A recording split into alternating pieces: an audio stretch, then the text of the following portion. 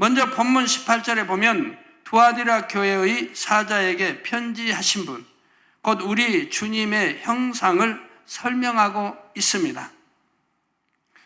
그 눈이 불꽃 같고 그 발이 빛난 주석과 같은 하나님의 아들이라 하셨지요.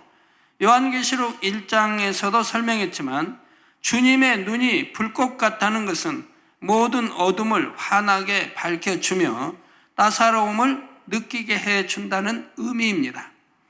이와 동시에 이 불꽃은 모든 죄악을 태워버리는 불꽃이기도 하며 각 사람의 마음을 감찰하여 진리와 비진리를 밝히 분별하는 불꽃이기도 하지요.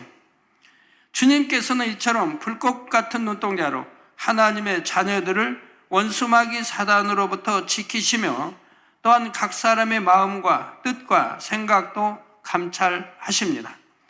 본문 23절에도 나는 사람의 뜻과 마음을 살피는 자인 줄 알지라.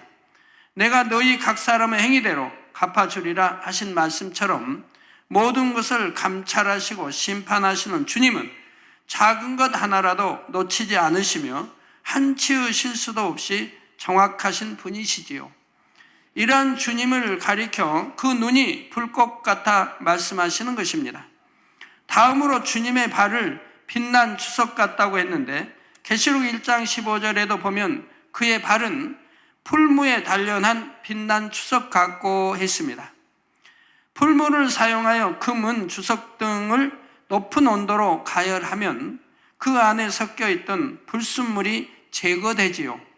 그래서 금속의 순도가 더 높아지는 만큼 단련하기 전의 상태보다 가치가 더해지고 그 빛도 더욱 빛나고 아름답게 됩니다. 바로 우리 주님의 발이 이렇게 단련된 주석같이 깨끗하고 순결하며 빛난다는 말이지요. 발은 사람의 몸에서도 가장 더러운 곳이라 할 수가 있습니다. 신발을 신었다고 해도 결국 그 발로 온갖 더러운 것을 밟게 되고 오늘날과 같은 신발이 나오기 전까지는 아무리 신발을 신었다고 해도 발은 가장 쉽게 더러워지는 부위였지요. 따라서 발은 영적으로 가장 더러운 것을 나타냅니다. 출애굽기 3장 5절에 보면 하나님께서 모세 선지자를 부르실 때도 이리로 가까이 하지 말라. 너의 선 곳은 거룩한 땅이니 내 발에서 신을 벗으라 말씀하시는 것을 볼 수가 있지요. 하나님 앞에 나가기 위해서는 온갖 오물이 묻은 신발을 벗는 것처럼 먼저 세상 죄악에 물들었던 모든 것을 벗어버려야 한다는 의미입니다. 물론 모든 죄는 마음에서부터 나오는 것이며 제일 더러운 것도 결국은 마음이지만 성경에서는 우리가 이해하기 쉽도록 육적으로 제일 더러워지기 쉬운 발에 비유하여 표현하신 것이지요. 사람에게 있어서 발은 이렇게 더러워지기 쉬운 부분이지만 온전하시고 거룩하신 우리 주님께서는 발조차도 빛난 주석과 같이 깨끗하며 순결하시다는 사실입니다.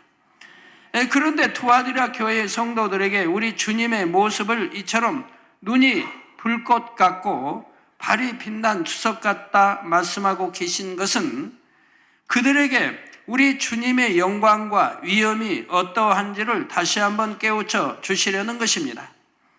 하나님의 아들로서 만물을 심판하시며 지극히 거룩하고 영화로우신 주님께서는 전지전능하신 창조주 하나님과 근본 하나이십니다. 사람을 비롯한 어떤 피조물이나 사람이 만들어낸 어떤 우상과도 비교할 수 없는 지극한 영광을 가진 분이시지요.